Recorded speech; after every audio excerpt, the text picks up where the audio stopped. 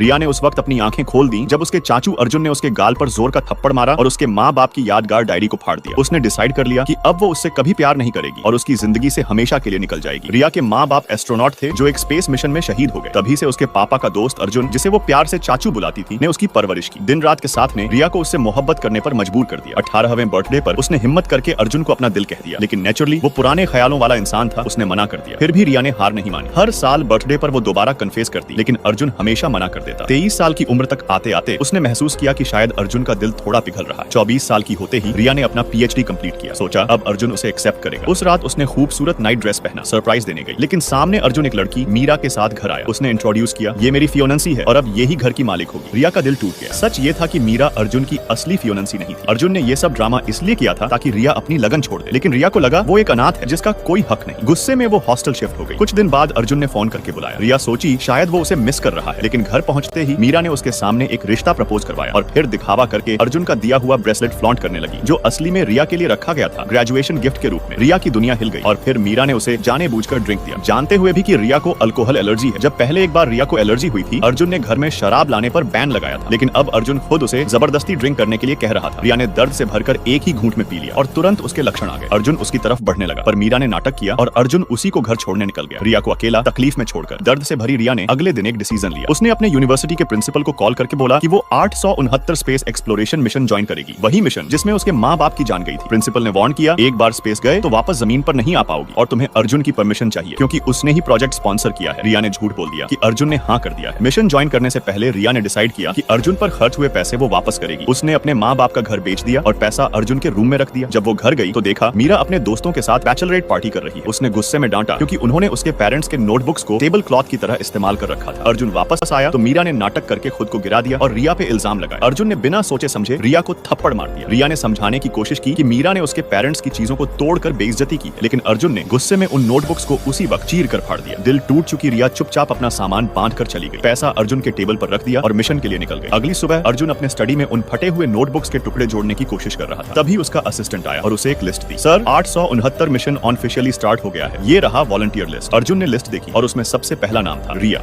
真的小事，你能让你和你的朋友这是不可能，我只能信小事。叶真真，我喜欢你，叶真真，我喜欢你，我喜欢你。小叔，陆如意，